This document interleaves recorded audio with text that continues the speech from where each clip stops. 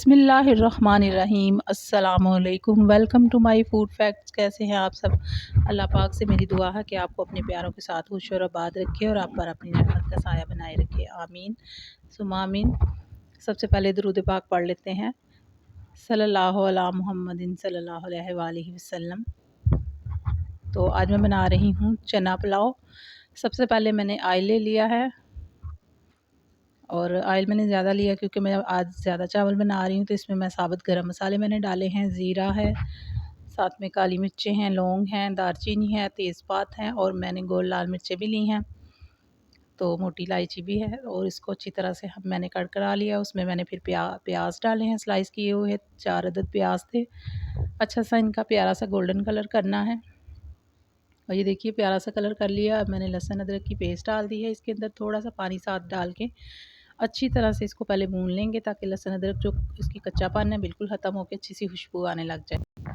और अब मैंने ये मसाले ले लिए हैं। 5 चम्मच मैंने नमक लिया है, 3 चम्मच मैंने चिली फ्लेक्स ली है और 2 चम्मच मैंने सुरख मिर्च ली है, 1 चम्मच मैंने कुटा हुआ धनिया, थोड़ी सी मैंने हल्दी ली है और साथ मैंने बिरयानी मसाला लिया है। और बिरयानी मसाला मैंने मेहरान का लिया है क्योंकि इसमें मसाले की ज़्यादा खुशबू नहीं होती, तो ज़्यादा खुशबू फिर दिल को अच्छी भी नहीं लगती।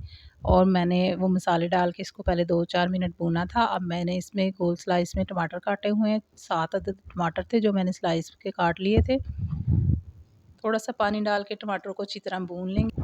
और टमाटर भुन चुके हैं। अब मैं इसमें चने जो मैंने रात को भिगो दिए थे, सुबह मैंने इनको उबाल लिया अच्छी तरह से, ना ज़्यादा सख्त हो ना ज़्यादा नरम हो। और 1 चम्मच मैंने नमक डाल के इनको थोड़ी सी हल्दी डाल के तो उबाल लिया था, प्यारा सा कलर।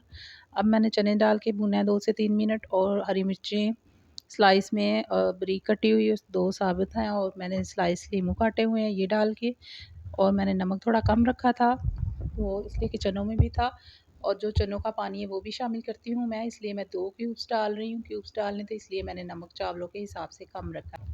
और इमली की मैंने इसके अंदर पेस्ट डाल दी है। वो मैंने इमली को अच्छी तरह से भिगो के रखा हुआ था और मैं इसको ना गुठली समेत ही इसमें डाल रही हूँ क्योंकि बाज़ औक़ात अच्छी लगती है गुठली समेत चावलों में या बिरयानी वगैरह में। तो मैंने अब 1 प्याली इसमें दही डाल दिया है। जी हाँ, इसमें दही भी डालें तो बहुत अच्छा सा इस चावलों का फ्लेवर बनता है।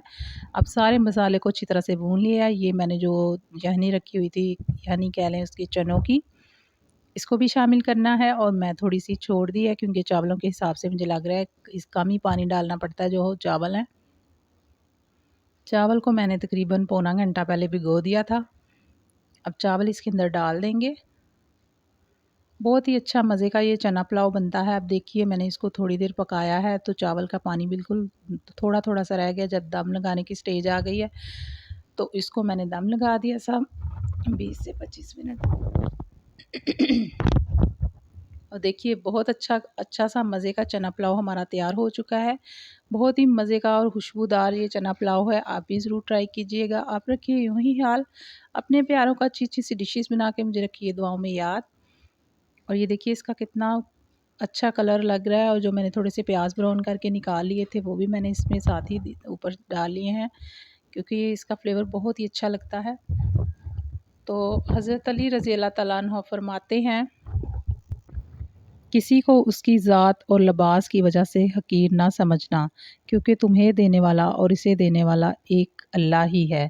वो इसे अता भी कर सकता है और आपसे ले भी सकता है। सुभान अल्लाह।